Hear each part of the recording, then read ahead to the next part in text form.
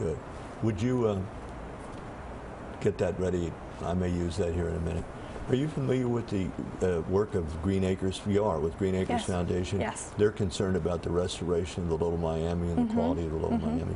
Have you been on any of those I've taken tours? part of the Saturday Stream Snapshot volunteering thing. Right. You bring in water and test it out.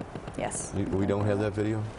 Okay. Well, anyway, we did have, and we can imagine that there is a video in existence, a nice aerial video, we'll show it the next time, of the Little Miami River, which happens to be one of the few nation's wild and scenic rivers. Yes. Yeah, yes. an unusual distinction. Highly celebrated honor. Right. Sort of. Now, you said you had a creek in your backyard. Yeah.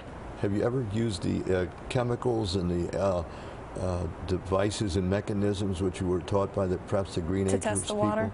To test that water? Would it be interesting to know how clean the water was in your own backyard? That would be interesting, but... I hope I'm not putting you on the spot. No, you're fine. The last time I went, I was working the lab, so I wasn't... they call it, I believe they call it chauffeuring. You sample the water and then bring it in. I was doing the lab work that day. I wasn't doing the bringing the water, but maybe next time. Yeah. All right. So I'm not clear on your answer. So you would consider, it would be interesting, wouldn't it, to use those same chemicals and tests and techniques to see what the creek water was in your backyard? It would be very, very interesting. Is the creek large enough that you might see fish in it, or do you ever? Yeah, we get minnows about that big, some turtles, some frogs. It's a good variation. So. What's the future of the Green Explorers, in your opinion? Is it going to become a nationwide group? I would hope so. I really would.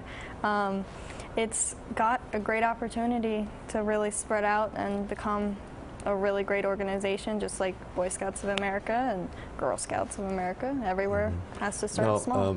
Last week, Megan said she was also, I believe, a Girl Scout. Are you in the Scouts? I was back when I was up to when I was 10, and then I switched schools, and it just didn't work trying to get into a troop because it was overfill. So. No, not at the moment. Do you see an overlapping of the interest in Boy Scouts and Girl Scouts in conservation and the environment and the work of the Green Explorers? I would say they're similar, but again, it's not as... They're more focused on educating about a wide variety of topics. Like they do sewing and cooking and all sorts of things. The Boy Scouts sew? Well, Girl Scouts too. All right. And we're focused on conservation and the earth and environment. And they might have a badge on it, but that's about it. All right. I think our time has expired for this segment. Am I correct, Brian? No? Okay, thank you.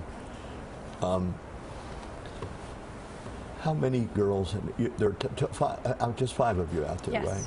And you're making a hell of an impact with 5 people. Yeah. So what are we looking at, say, at this time next year? 10, 15, 20, 50? Well, we've got the open house on May 11th, so from there we should get a rough estimate. The purpose of the open house is to talk about Green Explorers? It's to sort of bring all the people that were interested to one place and get them more interest, sort of, and dedicated, sort of, to the group. Not like we have a big swearing in or anything. It's just like getting them more attached to it, more involved in it. And it's just to sort of, maybe if they were a little skeptical about coming this time, they'll be enthusiastic about coming the next meeting, you know. So what's the date and where will it be held? May 11th at the Isaac Walton League Lodge. It's over in Loveland. Branch Hill Road, sort of, I think. Okay. So. What is the one project that the Explorers do that you're most interested in? I know Megan said she was interested in the rain barrels. That's a really tough one.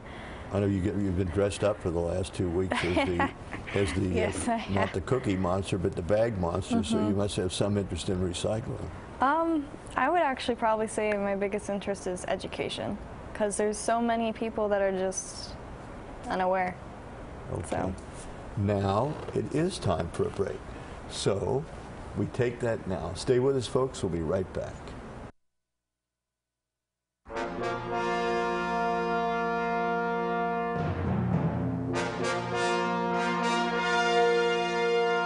The views expressed on Make Peace with Nature are those of the participants and not necessarily those of this station or the program's underwriters.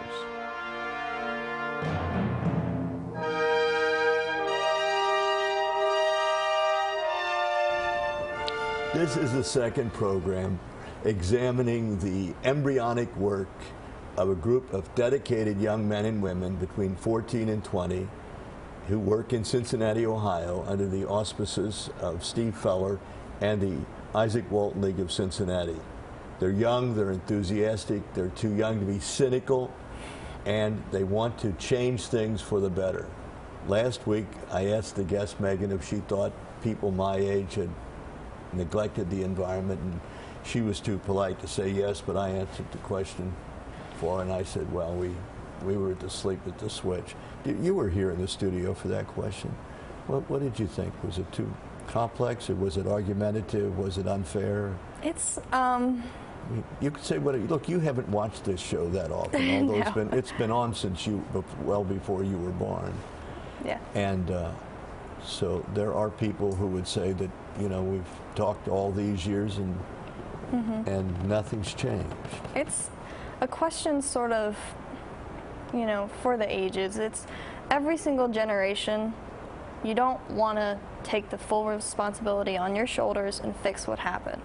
You want to say, oh, well, they messed it up, so it's going to take more work for us to change it. But the reality is everyone has had their bumps and their bruises, and everything can be changed if they work together. And yes, maybe the older generation did more damage than we're doing now, but everyone, it can all change. It can all be. All right. When you say it can all change, what about the business of losing the polar bears and the ice caps? Is that a reversible change? It's not so much reversible, but it's something that maybe not can change, but maybe it can really open people's eyes and realize that this is a big problem that must be changed, and it's not something to take lightly. It's. But some people believe we've reached what is called in the environment a tipping point, where the future is sealed, if you will, or our fate is sealed. That the Arctic sea life and the ice flows and all those will be retreating, and we can't even slow that process down. Is that too cynical of you? You have more hope than that? I've had Al Gore tell me, sitting in this chair, that it's finished. It's the Earth has a fever, and we'll live to see the day when all the ice caps on the great mountains of Europe are gone.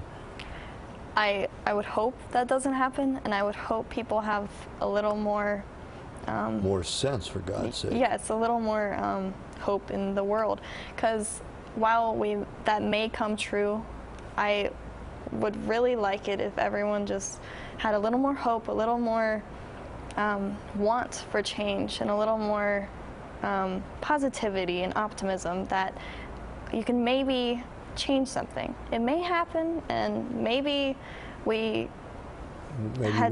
dropped the ball. Right, but at least we can say we did our best. At least we can say we tried. At least we can say that we made a difference in the world while we still could, We just didn't sit around and say, well, it's going to happen anyways. It's going to just be that way anyways. We made a chance. We tried to change it. And the band played on. Exactly. Right. I think, I hope anyway, we have a series of 10 additional slides, and if we do, I'm told we do, may we see those now, please?